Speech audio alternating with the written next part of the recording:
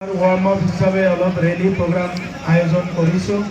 আজি টংলা সমষ্টিত रेली লৈছে আমি সবে আহিছো আৰু ইয়াত আমাৰ দলৰ কাৰ্যকাৰী সভাপতি তথা ৰাজ্যসভাৰ সাংসদ ৰঞ্জনা নাৰ্জাৰী ডাঙৰীয়া, বিধায়ক তথা সম্পাদক লৰেন্স ইছলাৰী ডাঙৰীয়া, আমাৰ সাধাৰণ সম্পাদক ৰাজু নাৰ্জাৰী ডাঙৰীয়া ৰাইজৰ লগত আছে আৰু মাধৱ চেত্ৰী ডাঙৰীয়া ইয়াত উপস্থিত আছে।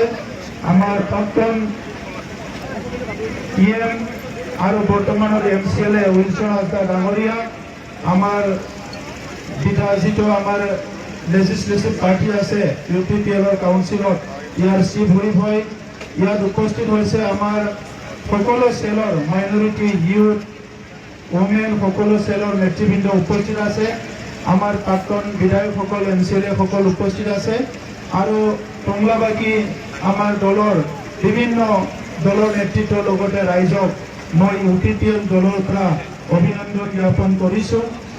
নিৰ্বাচন আহি আছে, এই নিৰ্বাচনটো অসমৰ ৰাইজৰ কাৰণে, বিটিআৰ অঞ্চলৰ ৰাইজৰ কাৰণে অতি গুৰুত্বপূৰ্ণ এটা নিৰ্বাচন।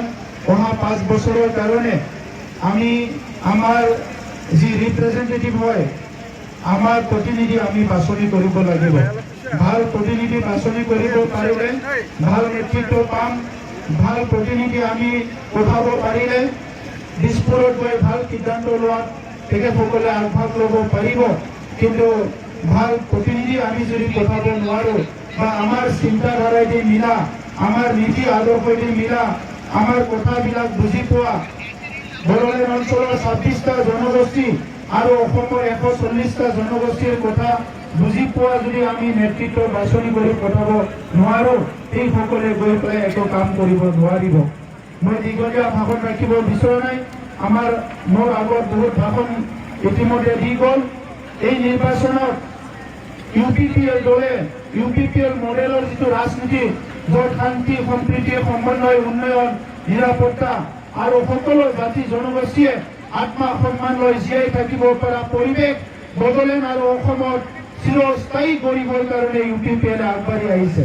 আৰু অনাগত দিনত বড়োলেণ্ড অঞ্চলত যাতে 26টা জনগোষ্ঠী সদায় নিৰাপদে জীৱন যাপন কৰিব পাৰে, নিজৰ সম্পত্তি, নিজৰ ভাষা, নিজৰ সংস্কৃতি ৰক্ষণাবেক্ষণ দিব পাৰে, নিজৰ ধৰ্মৰ ৰক্ষণাবেক্ষণ দিব পাৰে, ইয়াৰ কাৰণে ইউপিপিএল দলে কাম কৰিব।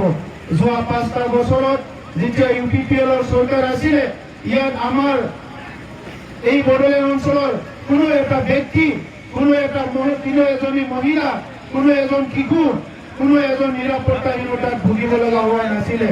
বিপিএফৰ চৰকাৰ অহাৰ পিছত যি আৰ্মি চিআৰপিএফ বড়োলেণ্ড এৰি গৈছিলে, এই আৰ্মি চিআৰপিএফ পুনৰ কোকৰাঝাৰত মোতায়েন কৰিব লগা হৈছে আৰু পুনৰ ঘৰ জ্বলিছে, পুনৰ মানুহ ৰিলিফ কেম্পত যাব লগা হৈছে আৰু যি 24 ঘণ্টা ভূমিৰ সমস্যা সমাধান হৈছিলে, আজি এই ভূমিৰ সমস্যাবিলাক সমাধান কৰাবিলাক বন্ধ কৰি দিছে।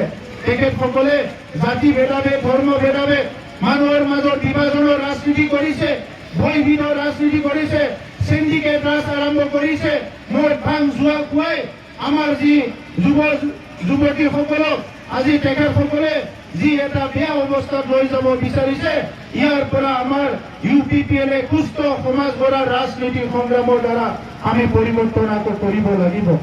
সেই কাৰণে মই আপোনালোকক ধন্যবাদ জনাইছো।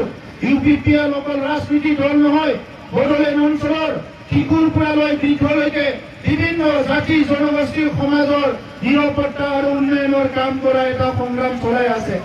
আমি ভাৰতবৰ্ষ গণতন্ত্ৰটো সন্মান কৰোঁ, অসমতো আমি গণতন্ত্ৰটো শক্তিশালী হোৱাটো বিচাৰোঁ, বড়োলেণ্ডতো গণতন্ত্ৰ শক্তিশালী হোৱাটো বিচাৰোঁ। আজি ৰাজনীতিৰ নামত যিবিলাক ড্ৰামা চলি আছে, যিবিলাক নাটক চলি আছে, যিবিলাক বোকা চিটোৱা ৰাজনীতি চলি আছে, এইটো ৰাজ্যিক পৰ্যায়তে হওক, ৰাষ্ট্ৰীয় পৰ্যায়তে হওক, এইটো কোনো দুখীয়া মানুহৰ কাৰণে, কোনো গৰীবৰ কাৰণে, কোনো নিবনুৱাৰ কাৰণে, কোনো মহিলাৰ কাৰণে, কোনো খেতিয়কৰ কাৰণে সহায় কৰিব পৰা ৰাজনীতি ইয়াত চলা নাই। অকল বোকা চিটোৱা ৰাজনীতি চলাইছে। এজনে আনজনক কিমান বেয়া ক'ব পাৰে, এজনে আনজনক কিমান দোষাৰো কৰিব পাৰে, এজনে আনজনক কিমানে বিপদে পৰিচালনা কৰিব পাৰে, এই ৰাজনীতিয়ে চলি আছে। আমি বিচাৰো মূল্যবোধৰ ৰাজনীতি, আমি বিচাৰো ইয়াত সকলো শ্ৰদ্ধাৰে জীয়াই থাকিব পৰা এটা পৰিৱেশ। এই কাৰণে UPPL দল অনাগত দিনত বড়োলেণ্ড অঞ্চলৰ 26টা জনগোষ্ঠীক লগত লৈ অসমৰ 140টা জনগোষ্ঠীক লগত লৈ আমি আগবাঢ়ি যাব বিচাৰো। দিনৰ ৰাজনীতি চিৰদিনৰ কাৰণে দূৰ কৰি মৰম স্নেহ বিশ্বাসৰে সদায় জীয়াই থাকিব লাগিব। মই আপোনালোকক ধন্যবাদ জনাইছো। বড়োলেণ্ডৰ যি 15টা এছেম্বলি সমষ্টি আছে, আমাৰ এই এছেম্বলি সমষ্টিত একেলগে আমি কাম কৰি আছো আৰু 15টা সমষ্টি আমাৰ সমানে সমানে আগবাঢ়ি আছে।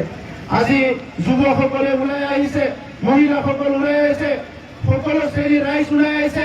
একে মুখেৰে চবে কৈছে যে আমাক UPPL পুনৰ লাগে, UPPL এই অঞ্চলৰ ৰাইজক নিৰাপত্তা দিব পাৰিব। এইকাৰণে এই নিৰ্বাচনত বড়োলেণ্ড অঞ্চলৰ 15টা সমষ্টিত আমি নিৰ্বাচনত অংশগ্ৰহণ কৰাৰ লগতে অসমৰ কিছুমান সমষ্টিতো আমি অংশগ্ৰহণ কৰিব বিচাৰিছো, যাতে আমাৰ বিধায়কসকলে এছেম্বলিত যাই ভাল সিদ্ধান্ত ল'ব পাৰে, গৰীব মানুহৰ কাৰণে কাম কৰিব পাৰে, খেতিয়কৰ কাৰণে কাম কৰিব পাৰে, ভাল শিক্ষা আৰু অৰ্থনীতি বিকাশৰ কাৰণে কাম কৰিব পাৰে। এই লক্ষ্যৰে আমি